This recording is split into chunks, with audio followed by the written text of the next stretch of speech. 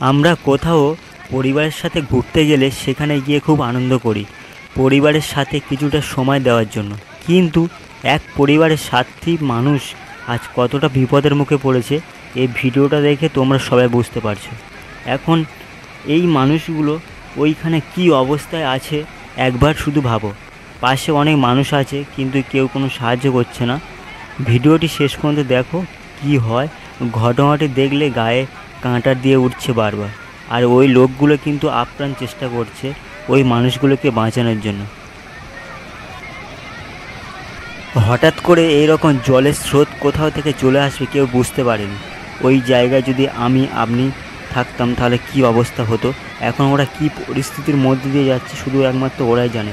দেখতে পাচ্ছি এখানে 7 জন রয়েছে, কোলে একটি বাচ্চাও রয়েছে, আরেকটাও বাচ্চা রয়েছে, আর এখানে 2টো পুরুষ রয়েছে। পাহাড়ি এলাকায় কিন্তু এইরকম ঘটনা প্রায় সময় হয়ে থাকে, হঠাৎ করে কোথা থেকে কি চলে আসবে। আর দেখতে পাচ্ছি জলের স্রোত কীভাবে যাচ্ছে, আর ওই জলের স্রোতের মধ্যে ওই পরিবারটা কি অবস্থায় রয়েছে শুধু ভাবো। ওপর থেকে দেখতে পাচ্ছ ওই যে জলটা কিন্তু ওখান থেকে আসছে, আর জলের বেগটা দেখো, ওই জলটা ওই দিক দিয়ে ঘুরে ঘুরে আসছে। আর এখানে যারা রয়েছে দেখতে পাচ্ছ একটি বাচ্চা, কতটা ছোট বাচ্চা, আরেকটিও বাচ্চা রয়েছে, কিন্তু ওই অবস্থায় ওরা ওখান থেকে কিছুতেই বার হতে পারছে না। সবাই কিন্তু চেষ্টা চালাচ্ছে কিন্তু কেউ কিছু করতেও পারছে না, কিন্তু এরকম জায়গায় কিছু করার নেই।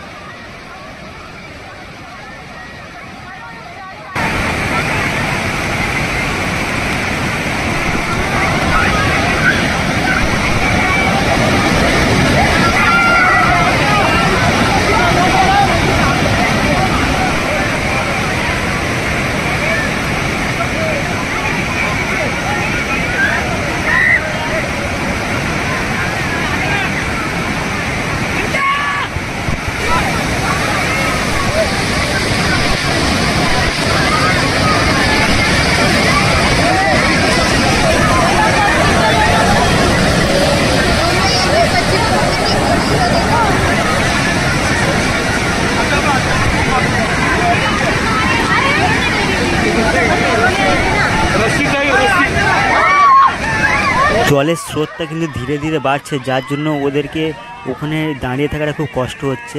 দুজন কিন্তু চলে গেল শেষমেশ, কিছু করার নেই।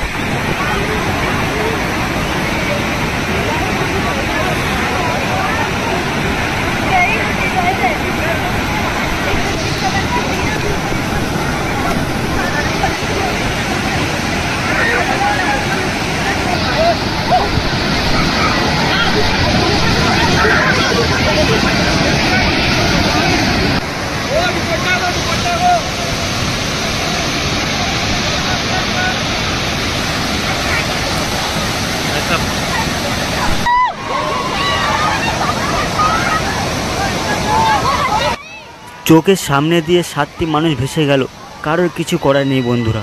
প্রকৃতির কাছে মানুষ কতটা অসহায় এই ভিডিওটি দেখে তোমরা আজ বুঝতে পেরেছো। এরকম পরিস্থিতি যেন কারোর কোনোদিনও না আসে, সবাই কিন্তু ভেসে চলে যাচ্ছে। ভগবান জানি কারোর কিছু যেন না হয়। দেখতে পাচ্ছ এই রকম জায়গায় সবাইকে সাবধানতা অবলম্বন করা দরকার, যার জন্য আজ 7টি মানুষ জলে ভেসে গেল, কারোর কিছু করার ছিল না বন্ধুরা। এরপরে কি হয়েছে আমি জানি না, আপনারা যদি জেনে থাকেন অবশ্যই কমেন্ট করে জানান।